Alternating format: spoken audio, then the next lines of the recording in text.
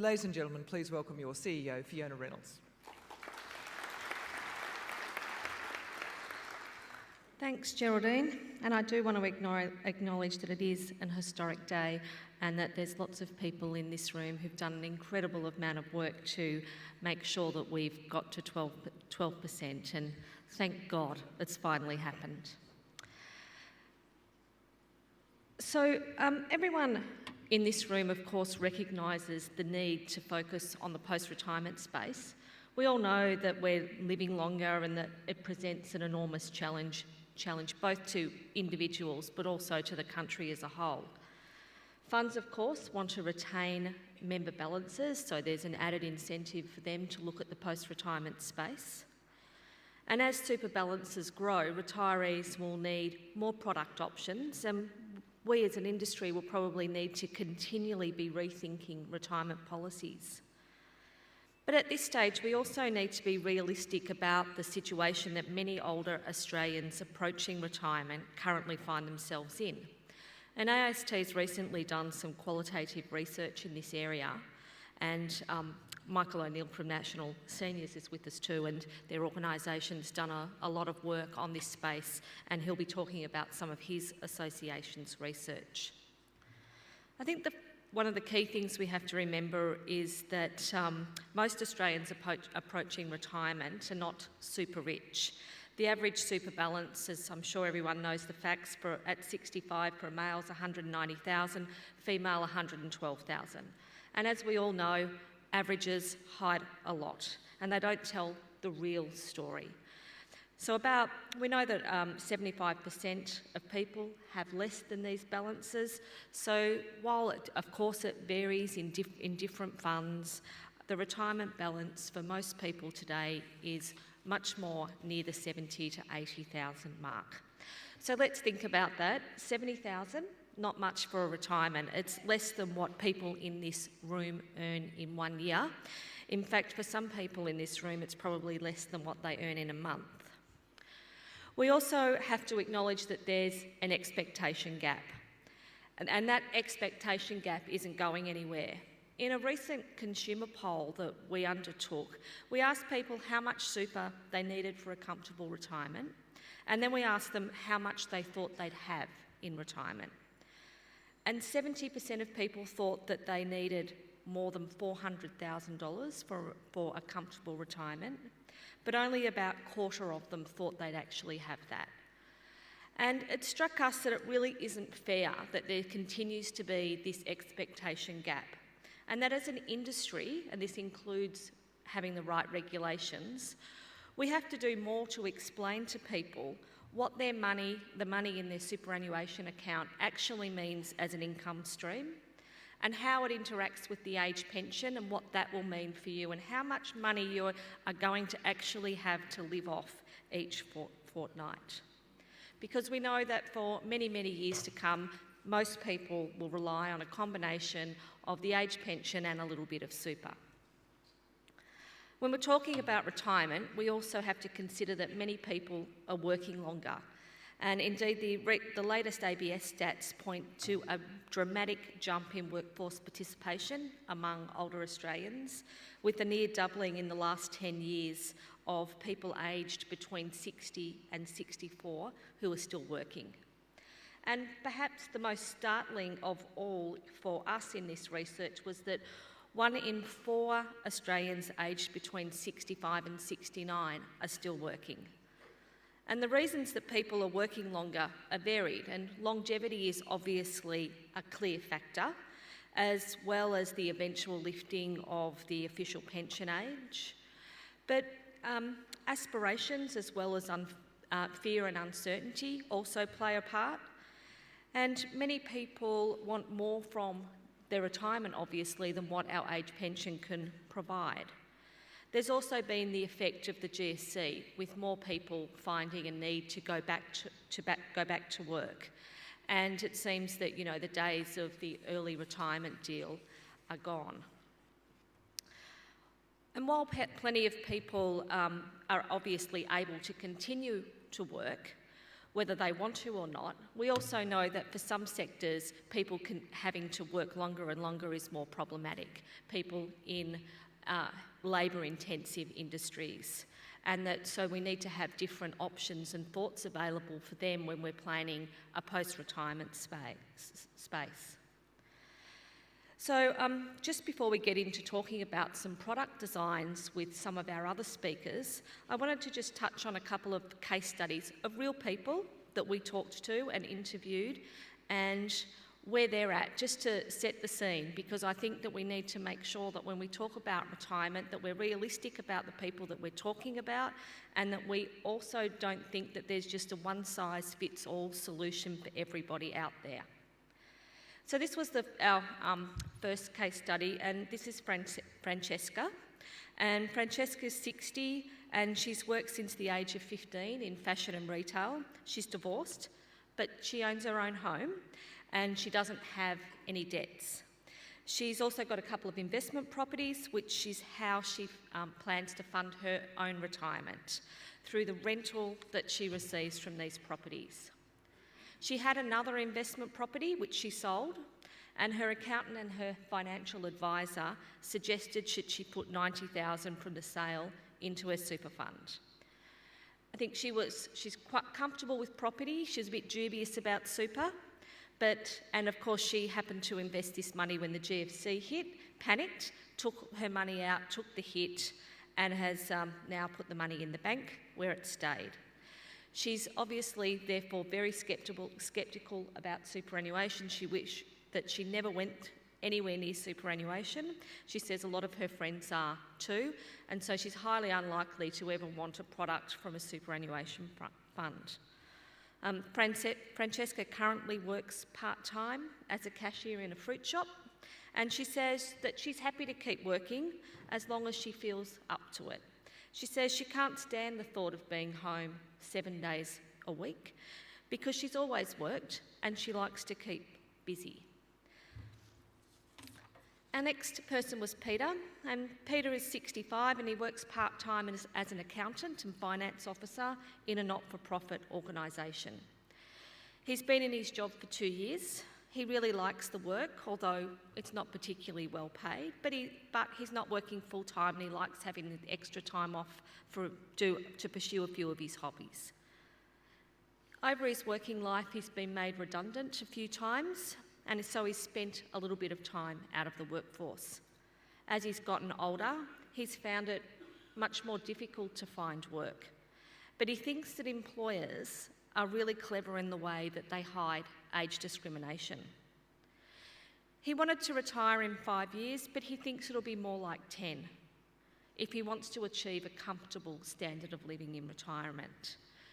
His super balance is what he calls healthy, and he's already actively using a transition to retirement pension. He likes the idea of continuing to work as long as he still has his health. And our last case study is Maggie. And Maggie's 68 and she's had a pretty difficult life. She's worked from the age of 15 in various roles throughout the legal industry. She was married young and her husband was confined from a wheelchair with MS for most of their marriage. So she's been the sole carer and the sole wage earner for her family, and as well as caring for her husband, she's obviously been raising some children. She now works as an exam supervisor for a number of universities in Melbourne on a casual basis, and until recently she was also teaching English to visa applicants on weekends. She only has a small amount of super from her professional life, but she's learnt about salary sacrificing, and towards the end of her legal career, she was actively putting more money away to build up her balance. She currently receives a small pension from her super, but she also has a secondary account that she's making contributions into since she started a casual job, and she utilises the co-contribution scheme through this. She also enjoys working. She's never known anything else. She's always worked, but like lots of people, would like to slow down a little bit and smell the roses and pursue other hobbies. Maggie has about $30,000 left in her super pension. So she hardly has a lot of money to buy sort of complex products, or she doesn't really have the need for them. So I think 3 people, and all with different needs in retirement. We also asked people what they thought about retirement products, and we were actually surprised that quite a few people, all of these people actually had a pretty good idea about retirement products. That wasn't something that they knew nothing about. Quite a few people said that they thought a lifestyle investment option would be a good idea because it'd take the worry away from super. But having said that, there are a couple of people that have gone the opposite way in their investments, and they're more exposed to risk, and they're actively doing that now that they're closer to retirement. And so therefore they had a bit of concern that this wouldn't work for them in the way that because of the way traditional life cycle products work. And the general consensus was, well, it's nice to have the option available to them, to have lifestyle options out there, but they don't necessarily want it to be compulsory or that they'd have to be in a lifestyle option. The discussion around annuities was pretty negative. Most of the people we interviewed didn't see the point in investing in a deferred annuity because they worried that they wouldn't live long enough to get the benefit. There was a lot of talk about gambling, and a few people saw it as just too much of a risk. There was also some concern that there would be nothing left as an inheritance for their children and for their grandchildren because they might die before it had all kicked in. And most people had a view that annuities were pretty expensive and that they probably wouldn't have enough money to buy an annuity. And just finally, just on something that really came through in this research to us that we've done, when we were talking to people, we were thinking about retirement and retirement policies. We're talking about retirement products here and what the make and the mix is going to be, and we spend a hell of a lot of time talking about concessional caps and all of those sorts of things. But for nearly every single person that we spoke to, one of the most important things to them for topping up their retirement later in life, and most of them weren't high income earners, was the co-contribution scheme. And the co-contribution scheme, I think we need to really factor in to retirement, and that it is a key thing. We've seen that the co-contribution scheme has been dwindled away over the last couple of years. And I think as an industry, as the budget gets back into surplus, we need to be continually campaigning to get the co-contribution scheme back up there, because for these older workers who haven't had a lot of time to have super, the co-contribution scheme they just thought was fantastic, and they were all really, even though they're engaged in their super and they knew a bit about it, they were all really, really shocked to find out that the scheme was being changed, and all really disappointed about the impact that that would have on them. So just in wrapping up, I think I just wanted to say that as I sort of started out saying, that there's a lot of challenges when we're talking about retirement, but one of the key challenges is to make sure that in looking at products and what we need to do, that we understand that there's not a one-size-fits-all solution, and different people are going to need different solutions. And, as an industry, we need to be designing the right products for our particular membership. Thanks.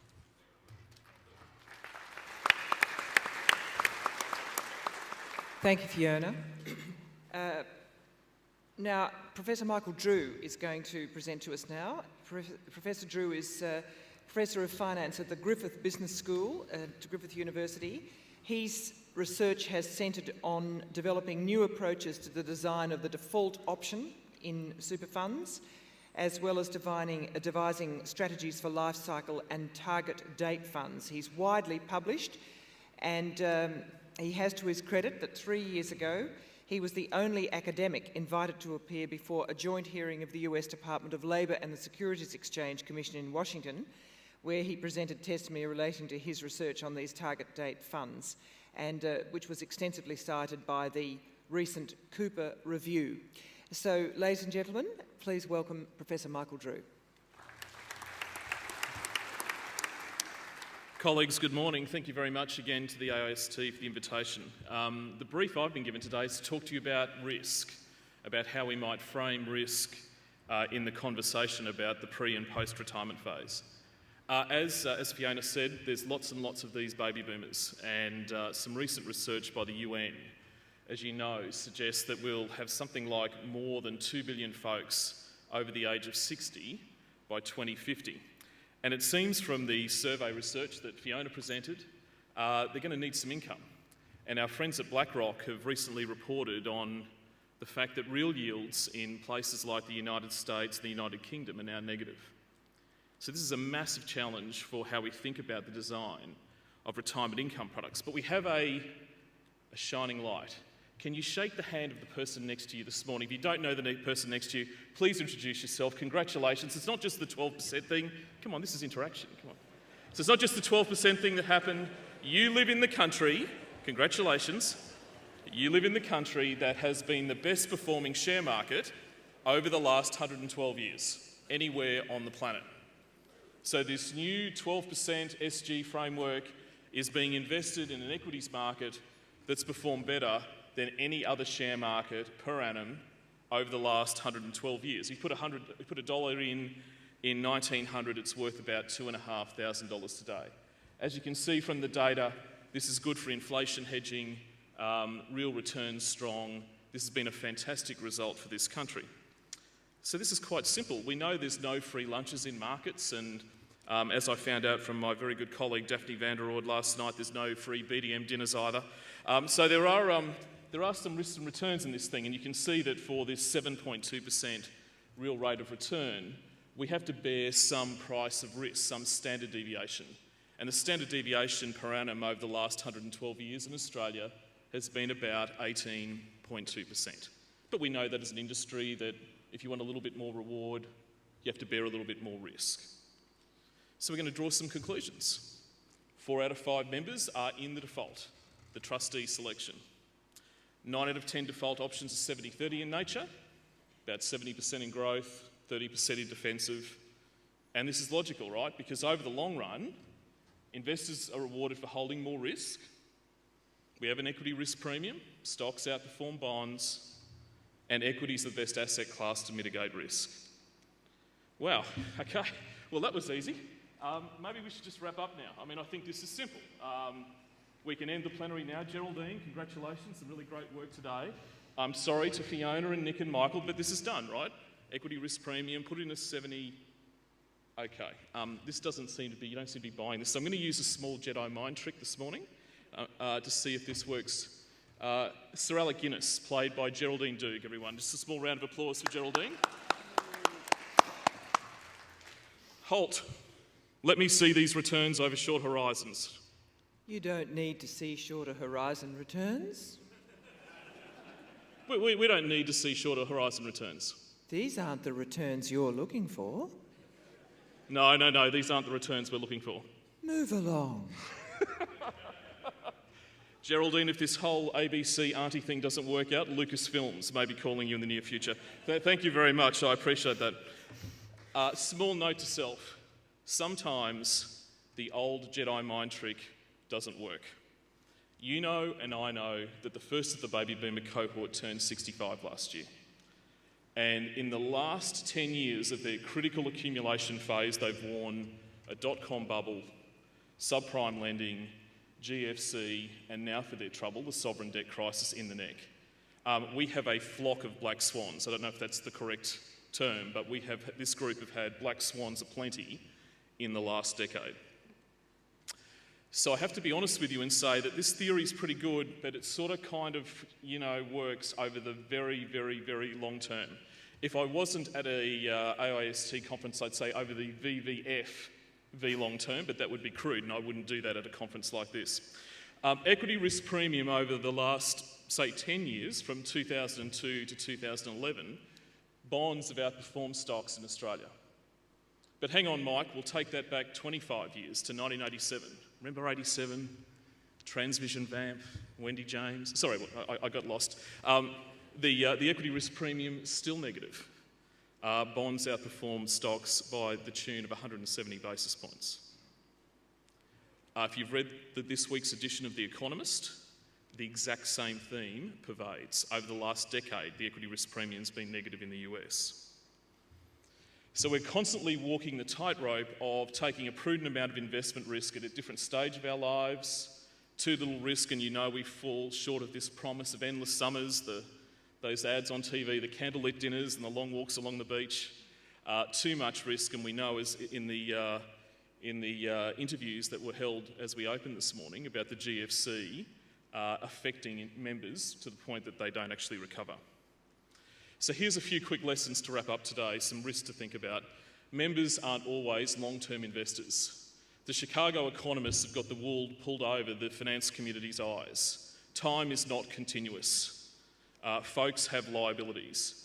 This is the distribution of outcomes for a 70-30 fund in Australia over the last 112 years. If you have a one-year investment horizon, history suggests that the return can be as low as, say, minus 22% and as high as plus 40% in a single 12-month period in a 70-30. Remember the old statistical trick? You start on January 1 and it's a new event. We've got some commentary in Queensland. You see this sort of nonsense go on about the floods.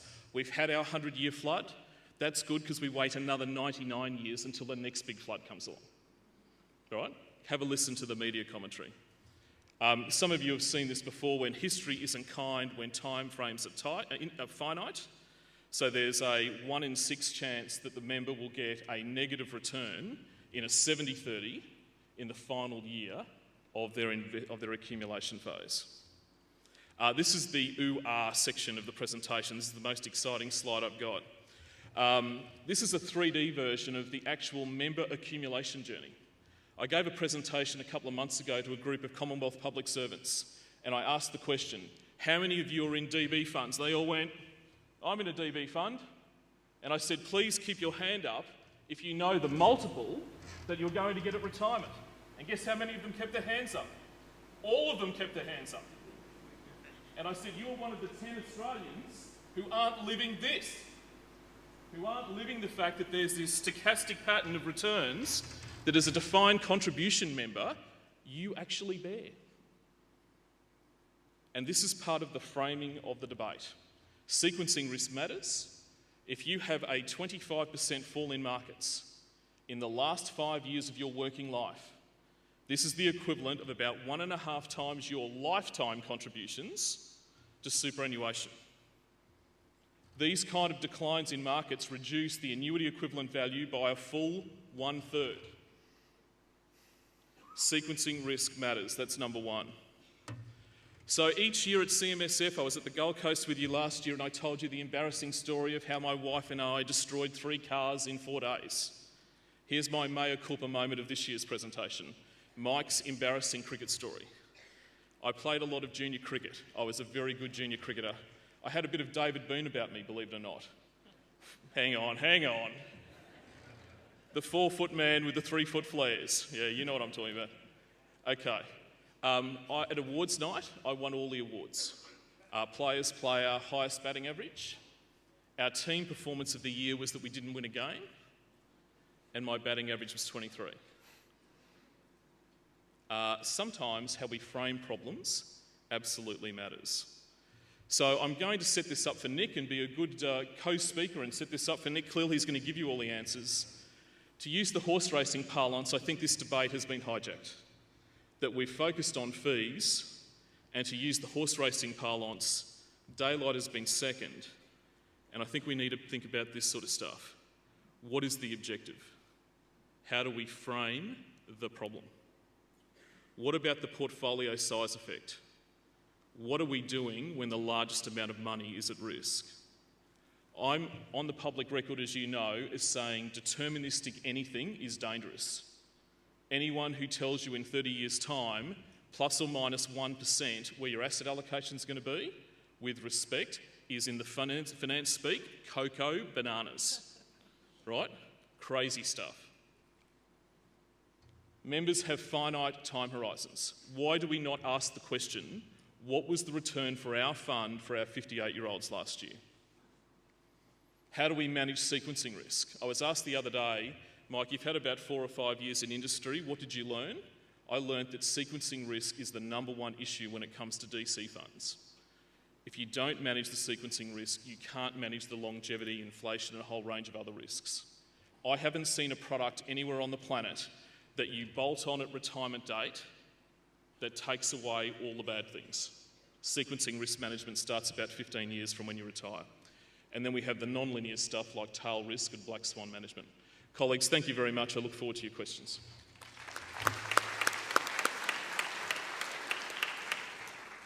Yes, well, that was designed to terrify us, I think.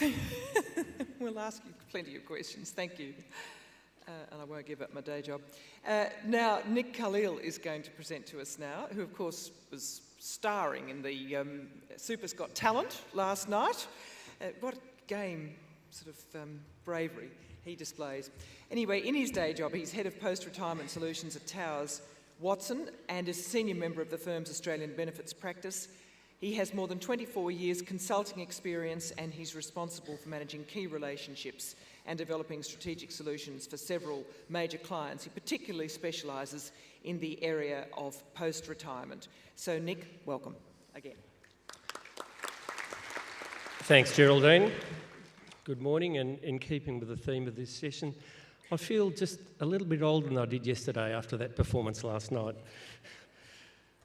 I'd like to cover very briefly for you today the solutions that are available for retirees from a member, fund and a system perspective. And I want to leave you with 3 very simple points aimed at trustees who are grappling with these issues. But let's start with the members. There are 5.5 million Australians born between 1945 and 1964.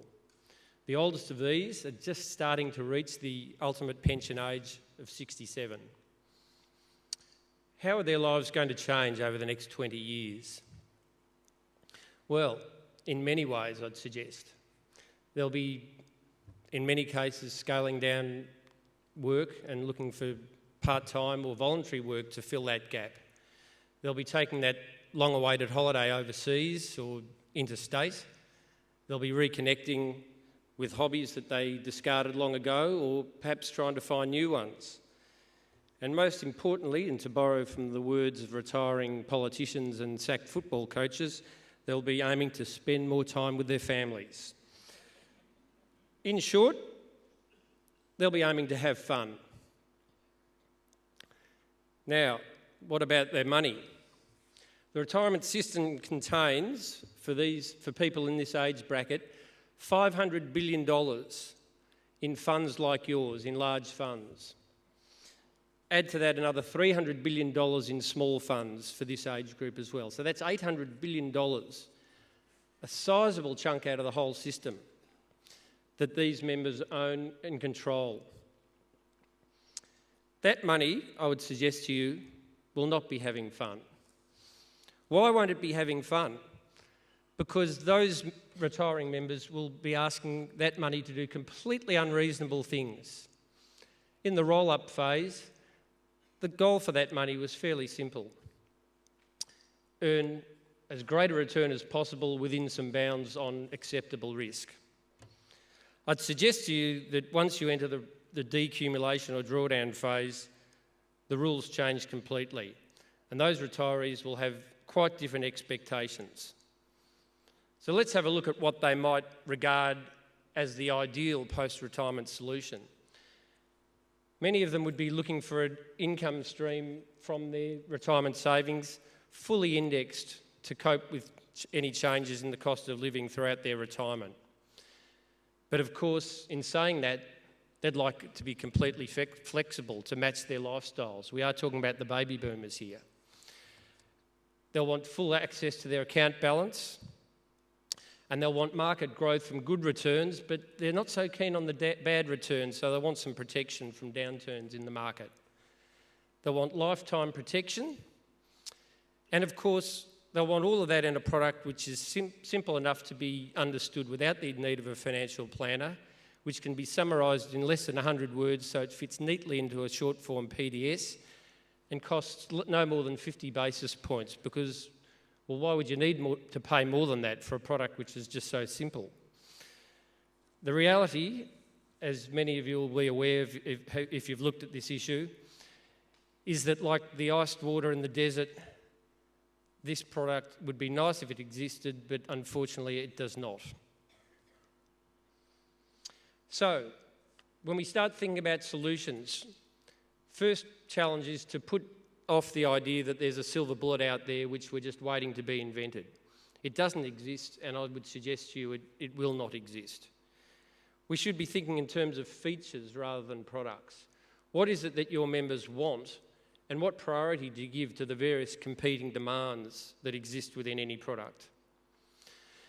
The other important point is that we need to move away from a binary sort of thinking in terms of what these features look like. It's not just about whether you have an annuity or a lump sum. There are solutions on that spectrum. For instance, deferred annuities. A lot of talk about those at the moment. They're, if you like, a dipping the toe in the water type approach that combats some of the disadvantages that people see to putting all their money into a lifetime annuity. Or there are approaches out there which involve just reinsuring the tail of your portfolio of members and offering the product directly yourself. So these ideas are out there which can balance off the either or approach. If we go to the perennial discussion about whether in investment space a growth asset orientation or income orientation is the right answer, to our view there's no single correct answer to that. It really depends on what's right for your particular members. So why not have a glide path between growth and income assets that is actually oriented towards member outcomes rather than to a preset asset allocation? You can simplify that down to a bucket-based approach if you want to make it simpler for members. Or you can look at the actual underlying construction of the portfolio in growth and income space to actually try and gain some more desirable features and knocking off some of the undesirable edges. And if we look at the idea of guaranteeing income for life as against being completely unprotected, well, again, there's spots on the spectrum in that space as well. What about pooling mortality between funds and sharing some of the credits for those who die early with those who live a long time? Not a guarantee, but a step along the path to better outcomes for more of your members. If we turn now to the system, how is the system ready for retirement? What can be done there to actually set the system up to better cope and provide for the post-retirement phase?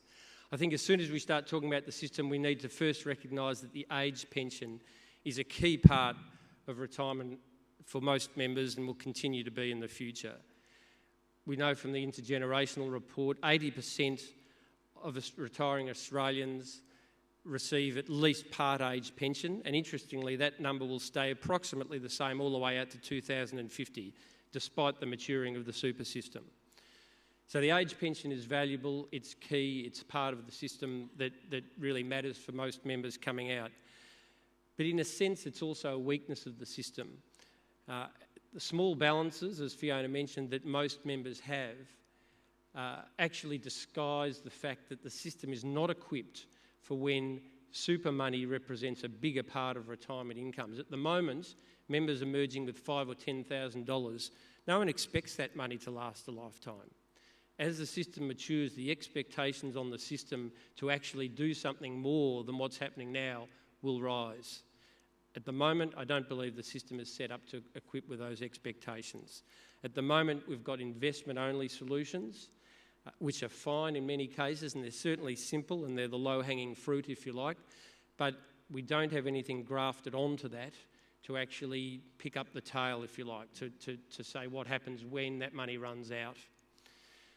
So if there's an elephant in the room in this discussion, I think it is the issue of whether compulsion or incentives are necessary to get that tail fixed up. Now, with the tax system being what it is, and with taxes basically having been removed from all parts of the system in the post-retirement space, the scope for incentives seems remote. So it puts back on the table compulsion, which is an emotive issue, but I think it's a debate that the industry has to have. I'll just leave you with two thoughts on that point. The first being that the Mercer Global Pension Index recently ranked Australia very highly, but did quote the fact that the one shortcoming in the system which prevents it from being the top ranked is the lack of an appropriate income stream in retirement. The other point is that nowhere in the world is there a substantive annuity system or income stream system without either government compulsion or strong incentives. So I want to leave you now with three simple messages aimed at trustees who are grappling with these issues. The time to act is now. Your members are ageing. As we saw, the baby boomer bulge is actually only starting into retirement, but as we all know, nothing magic happens at age 65 or 67. 60% of all retirement or investment earnings rather are actually earned in those 10 years either side of retirement. So it's that bulge in their 50s now for whom what you offer as a fund really starts mattering to their lifetime outcomes. A spectrum of solutions is available. So if there's one thing I'd really like you to think of when you think about the solutions available in this space, is that investment solutions are not just age-based life cycle, and insurance solutions are not just lifetime annuities. There are other solutions out there. Others will come on stream as the demand for this rises and as trustees get their fingers dirty and start actually looking at what best suits their fund. And that leads me to my final point. Knowing your membership is vital. There's no one-size-fits-all solution to this problem. Each fund needs to consider what its members need, and in saying that, funds can do better than what they're doing now. Talking to their members, assessing their needs, doing face-to-face, but also importantly, actually interrogating the data. Funds hold rich data on these issues. They're not using it at the moment. There's plenty of scope for them to do more in that area in order to develop better solutions in the future. Thank you.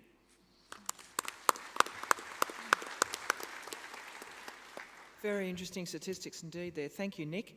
And Michael O'Neill's going to be our final presenter before we throw it open. He's the Chief Executive of National Seniors Australia, which is the leading representative body for Australians aged 50 and over, about 250,000 members.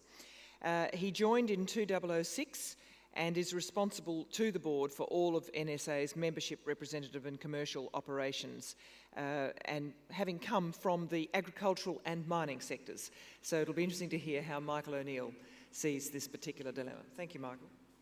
Thank you, Geraldine. Fourth cab off the rank, following Jedi Knights and Obi-Wan Kenobi, Mike Drew's cricket performances, and some excellent data and presentations. It's rather limiting. I provide you today with not only a seniors perspective, but I hope a consumer perspective, because at the end of the day, seniors and folk over 50, or folk generally who are members of funds, are consumers of your services, and perhaps that's understated at times. You don't get me without a brief advertisement for the firm. And as I look around the room, we're a membership organisation, and whilst the light is very bright, I see a lot of membership potential here. A lot of you who are in that 50 plus category, including, I might add, several at the top table. National Seniors is a voice for the over 50s, and all that detail is provided there. I guess in terms of advocacy, our retirement income activity, mature age employment, health, aged care, age discrimination are important considerations. Those of you that want membership, come and see me afterwards. Fortuitously, leading into this discussion, we have a research arm called the National Seniors Productive Ageing Centre, which is jointly funded by National Seniors and the Department of Health and Ageing, and it concentrates research in the areas impacting on the over 50s. And just in the last couple of weeks, in fact, two pieces of research came out that are detailed there on the screen. One we did jointly with the University of Sydney around ageing baby boomers and the impacts of the GFC. And secondly, a survey of our own membership, some 1,800 members, which was primarily focused around aged care, but I think has picked up some important information that I'll share with you today. So I'll just preface my other reflections by some brief details from this. Starting with what our members think, not surprisingly, the three key findings in terms of what's important to them. Financial issues was the number one, and clearly the number one. I don't think that's surprising, but in terms of the size of the result, it reflected a significant shift away from health, where health had been quite significant. Financial is very much the dominant influence at the moment. If you drill down into the financial, those issues of the adequacy of investment and savings are very important. People are really concerned about the impact of cost of living increases, particularly in retirement.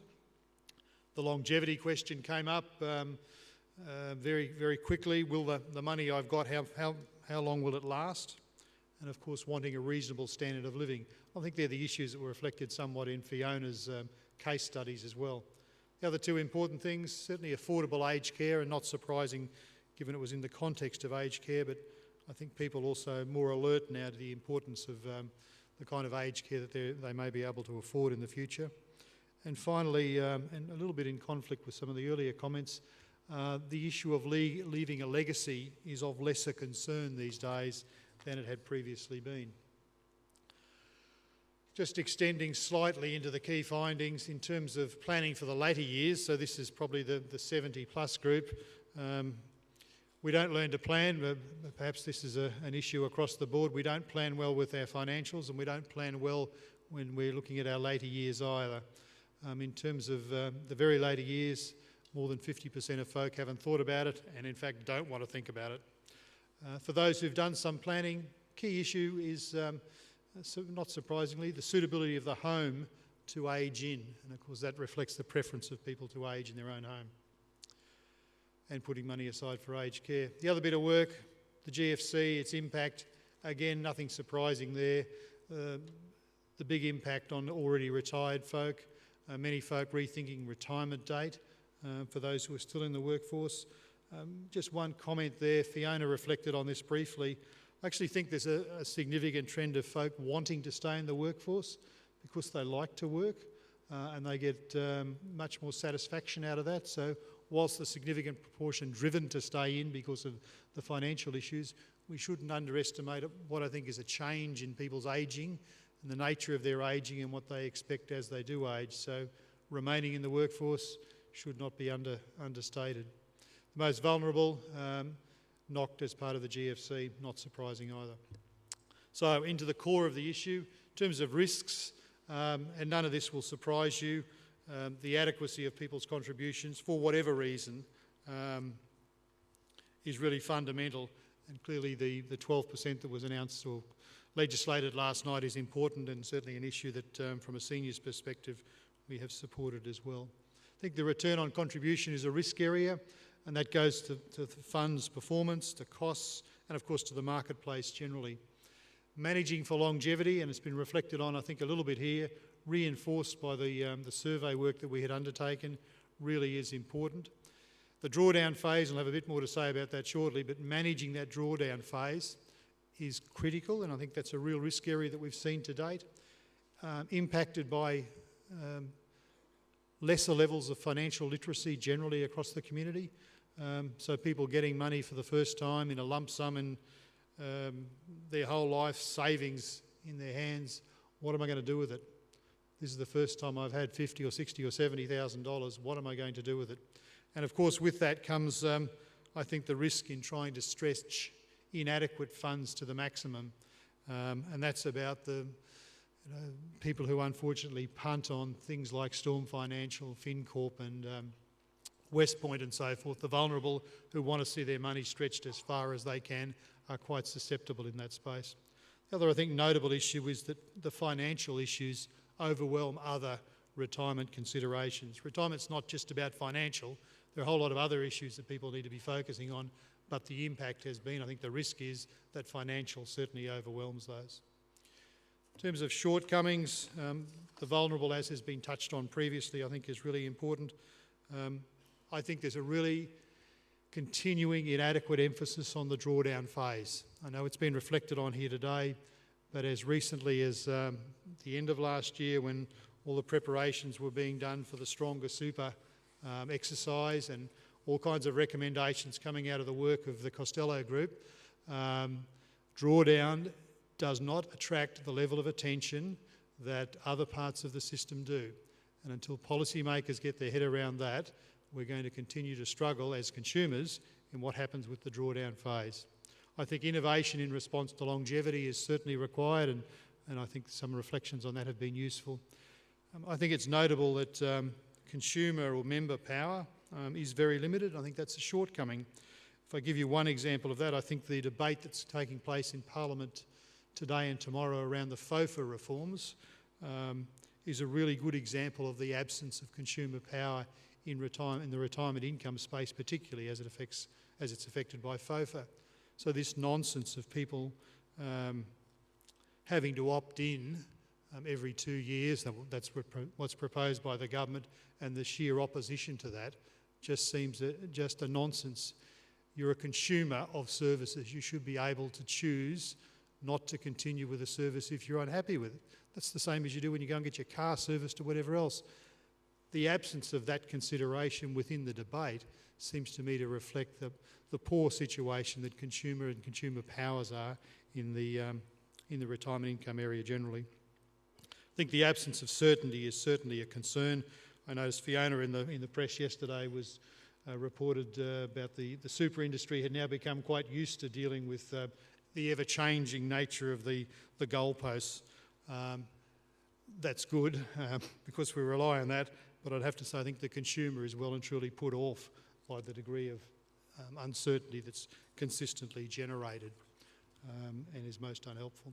So finally, not quite finally, consequences, certainly the greater reliance on the pension, which we've heard about already. I think anxiety amongst older workers and retirees, all the evidence is pointing to increased anxiety about their situation, about how they're going to make the dollars last as long as they will need to.